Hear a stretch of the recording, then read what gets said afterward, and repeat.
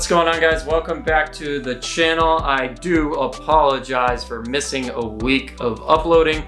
That's kind of my fault. There's a lot going on. We uploaded the IGTV video, which was the Tandemonium event for OSW. It went off with a success. I loved it. Thank you guys all so much for sharing it, those of you out there who did. So this time around, for once, the YouTube audience actually got skipped out on, and IG got all of the video first. So we're gonna make up for that today. You are gonna be seeing the edit that we threw up to Instagram. On top of that, today's topic, I'm gonna be trying something that I'm really not good at, and that's making photography and videography related videos. But there's something I've noticed with local creators, especially some of my peers, that seems to be confusing to a lot of people. So I wanted to bring it up today and make a short little tutorial on slow motion, how I do slow motion, but most importantly, the big time theory behind slow motion, how it works, and how to avoid the problems that I see most often, which is really shifty slow motion. It skips everywhere. It's really choppy, I guess is the best word to describe it.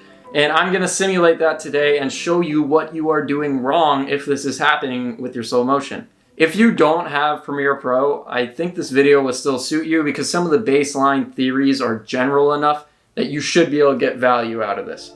I think the most important thing when it comes to slow motion is you need to understand the relationship between your timeline's FPS and your camera's FPS. They work together synonymously, and you need to know the value of each, and you need to be setting the settings of your sequence every time you edit a video. If you are not doing this, most likely your slow motion is being created by your software itself, and who knows if they got it right or not. So you got to remember that if these softwares don't know what to do, they're going to fill in the gaps for you. So let's go ahead and take a look at an example on the computer. So this is my simplistic view of looking at slow motion and how it works, and also illustrating the problem that I see most. So let's go ahead and I'll show you exactly what I see going on. Most people film at 60 frames just incessantly because they think it's better in every single way. If you want to look into why 24 frames is perfectly fine, go ahead and look at videos of that. I strongly encourage you to check out the reasons why you're filming at the frame rates you're filming instead of just doing it because the number is bigger. You really got to think about what you're doing and what's happening in the software.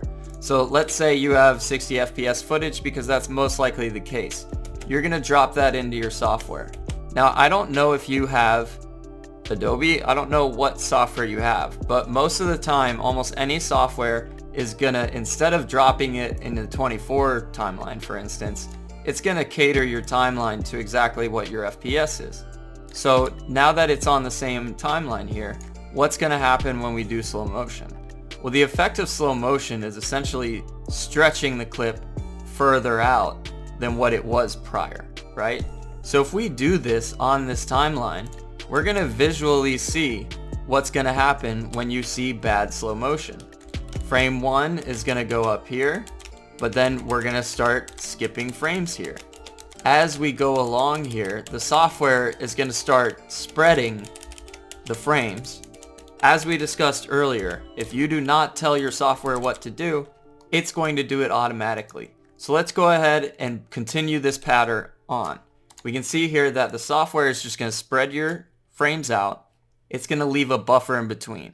So what your software is going to do next is it's going to go ahead and take frame 1 and insert a hold segment for that space in between.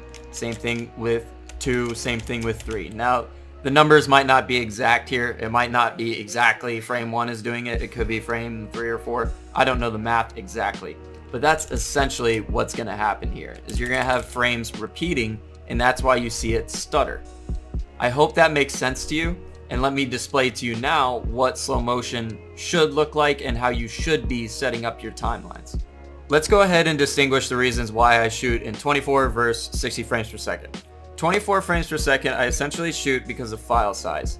If I do not need slow motion for a clip, and I know that ahead of time, all I need is audio, then I may go ahead and shoot it at the base timeline scale, but inside my camera. So when you put in a 24 frame per second camera shot into a 24 timeline, everything works out I have no intention of making this footage slow motion, so we're not going to deal with the problems we saw earlier of stretching out the clip and causing extra frames. The reasons why I shoot in 24: 1, when I don't care about slow motion; 2, when I just need audio. Reason being, the human eye only catches a certain amount of frames per second. There's a diminishing return, essentially, loss that you get.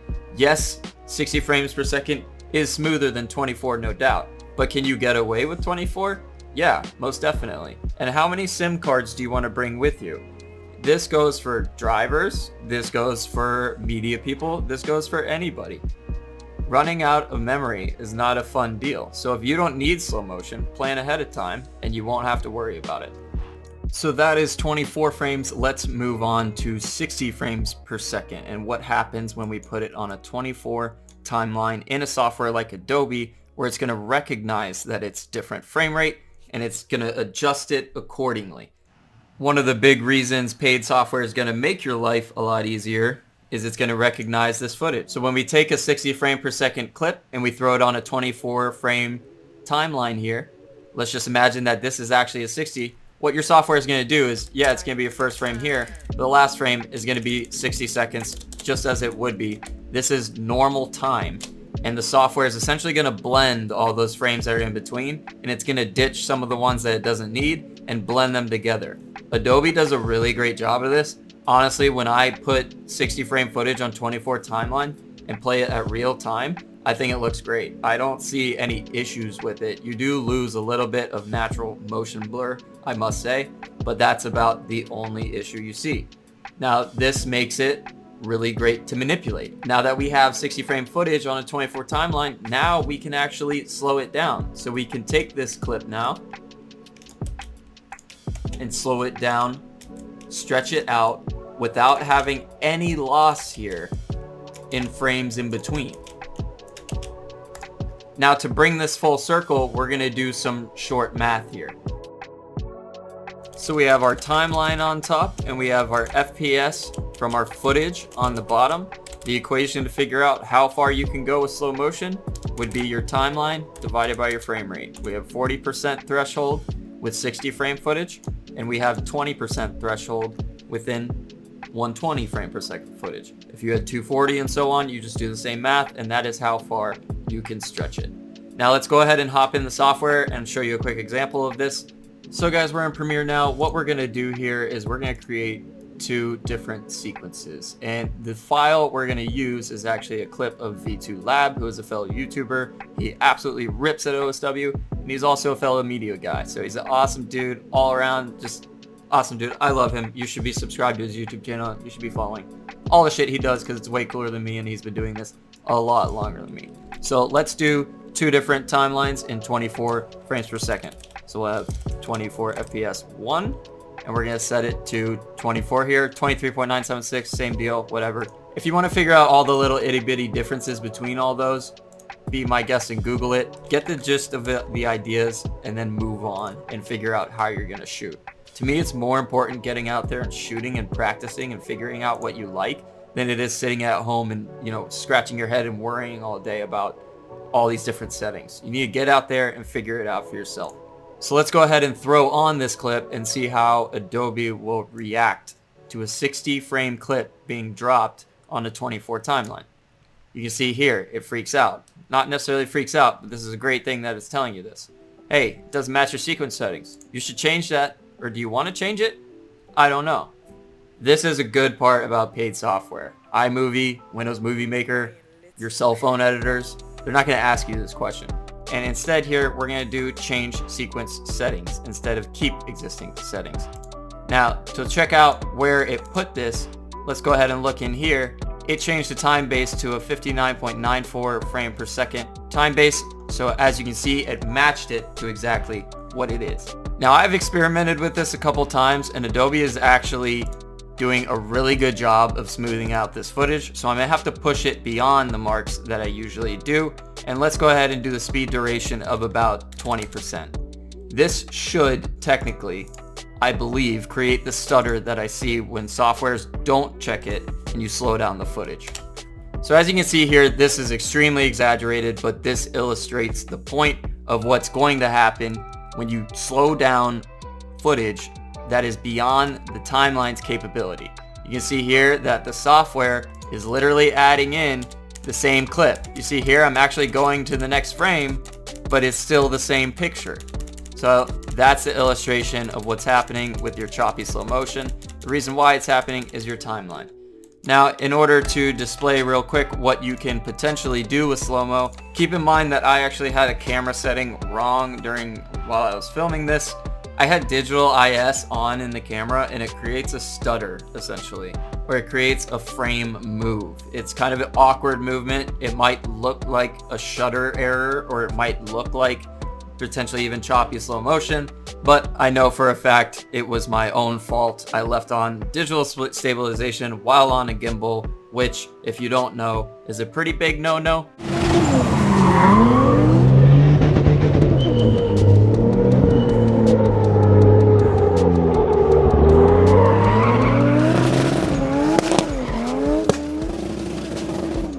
Alright guys, so that is going to be it. I really hope you enjoyed. If this was helpful, definitely leave a thumbs up. If you have any questions, leave it in the comments as per usual. If you're new here and you enjoyed it, subscribe if you feel like it.